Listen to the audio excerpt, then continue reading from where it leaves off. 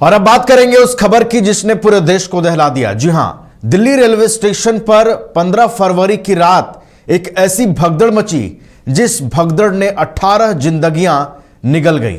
यहां अफरा तफरी का माहौल बन गया। लोग ट्रेनों पर चढ़ने के लिए एक दूसरे को कुचलते नजर आए। 18 लोगों की मौत हुई है और इस मौत के बाद अब सवाल ये खड़े हो रहे हैं कि यह विफलता किसकी है? क्या यह रेलवे प्रशासन की विफलता है कि स्थिति वहां नियंत्रित हुई और भीड़ इतनी बेकाबू हुई, भीड़ इतनी बढ़ी कि लोग एक दूसरे को कुचलने पर उतारू हो गए और ट्रेन पर चढ़ने को वो पूरी तरीके से बेकाबू हो गए। यह घटना शनिवार रात करीब 9:26 पर हुई। आपको बता दें कि इस घटना के बाद कई बड़े राजनेताओं ने शोक भी व्यक्त किया है। राष्ट्रपति, प्रधानमंत्री के साथ ही साथ दिल्ली की जो कार्यवाहक सीएम है आतिशी, उन्होंने भी दुख व्यक्त किया है और हर संभव मदद की जो बात है वो कही जा रही है। जिन 18 लोगों की मौत हुई है उसमें से कई की पहचान भी कर ली गई है। बिहार के सबसे अधिक लोग हैं जिनकी मौतें हुई है। 25 लोग इस हादसे में घायल भी हुए हैं। हमारे साथ और अधिक जानकारी के साथ हमारे दिल्ली संवाददाता दीपक हैं। दीपक के पास चलते हैं।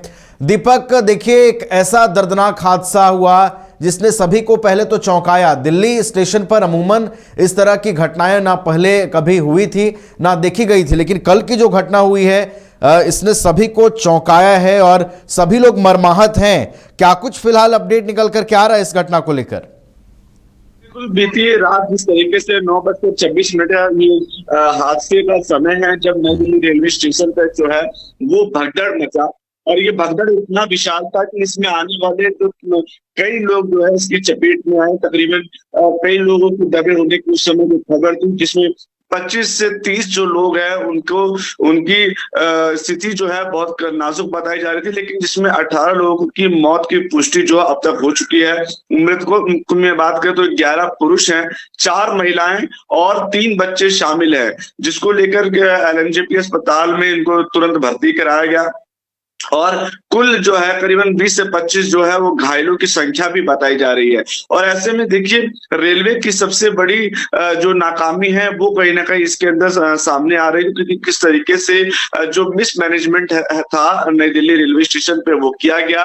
क्योंकि ये भगदड़ जो है वो प्लेटफॉर्म में ट्रेनों के डायवर्जन को लेकर जो है की सूचना पाकर जो है लोगों ने प्लेटफॉर्म चेंज करने की कोशिश करी, जिसमें जो ये भगदड़ जैसे जो हालात हैं वो बने। क्योंकि पहले जो ट्रेनों को बताएगा कि 3 नंबर प्लेटफॉर्म पे लगना है, उसके बाद जो सूचना आती है कि 15 या 14 नंबर प्लेटफॉर्म पे ये ट्रेन आएंगी जो कि कुंभ जाने वाली है। उसके बाद फिर से ये जो सूचना है उसको चेंज कर दी गई और उसके बाद कहा गया कि 16 नंबर पर जो है ये ट्रेनें जो है वो प्लेटफॉर्म पर लगेंगी। जिसके बाद जो लोग थे उनकी संख्या काफी ज्यादा थी। उसके बाद वो तुरंत जो है 16 नंबर प्लेटफॉर्म की तरफ भागे और ऐसे में भगदड़ हुआ और ऐसे में कई लोग जो है उस भगदड़ की चपेट में आ गए। जी दीपक, बिल्कुल, देखिए, भगदड़ की चपेट में लोग आए, लेकिन एक और चीज कहा जा रहा है दीपक कि वहां पर सुरक्षा के दृष्टिकोण से भी व्यापक इंतजाम नहीं किए गए थे।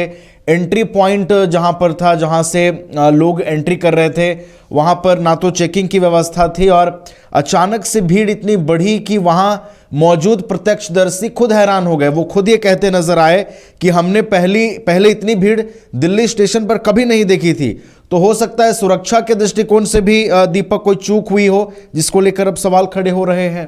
देखिए, नई दिल्ली रेलवे स्टेशन पूरे भारत में सबसे व्यस्तम जो रेलवे स्टेशन है उनमें आता है। और ऐसे में जब कुंभ का जब समय चल रहा है तो इस दौरान वहां की चाक चौबंद जो है पूरी तरीके से दिल्ली पुलिस के हाथों में थी। लेकिन ऐसे में जो खबरें सामने निकल कर आ रही है, तकरीबन 50 पुलिस वालों की टीम को जो है वहां पे गठित किया गया था और 50 पुलिस वालों को नई दिल्ली में लगाया गया था ताकि वो पूरा मैनेजमेंट वहां पे देख सके। लेकिन ऐसे में आप देख सकते हैं कि जब लोग लाखों की तादाद में जब रेलवे स्टेशन पहुंच रहे हैं, तकरीबन सैटरडे संडे को लेकर काफी ज्यादा भीड़ जब देखी जा रही थी, तो कहीं ना कहीं दिल्ली पुलिस को वहां पे अपनी संख्याओं को बढ़ाना चाहिए, लेकिन ऐसा कुछ नहीं होता और इसी के कारण जो है स्थितियां जो है वो वहां पे गड़बड़ा जाती है और उसके बाद जो है जब संख्या बढ़ती है तो कहीं ना कहीं समस्याएं बनती है।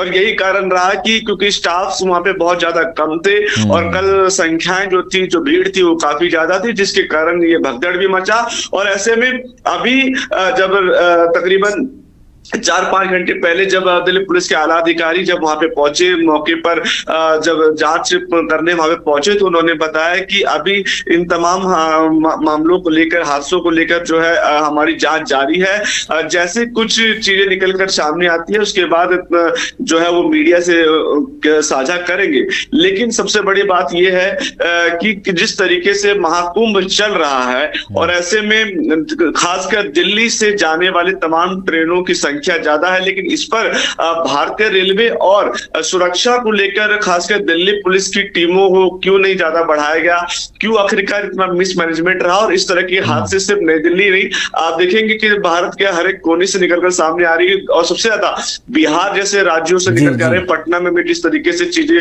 अस्त व्यस्त देखने को समय मिल रही है, उसके साथ साथ आप देखेंगे कि ट्रेनों में चाहे वो एसी बोगी हो उसमें तोड़फोड़ जैसी घटनाएं सामने निकल कर आ रही है। तो कहीं ना कहीं प्रशासनिक चीजें हैं, प्रशासनिक जो ढांचा है वो काफी कमजोर होता दिख रहा है। जी चलिए, तो इस घटना ने कई सवाल खड़े कर दिए हैं। प्रशासनिक विफलता का भी जिक्र हो रहा है कि हो सकता है वहां पर अगर चीजों को बेहतर ढंग से डील किया जाता, चीजें अगर वहां पर पूरी तरीके से व्यवस्थित होती तो शायद ये जो हादसा हुआ है वो ना होता।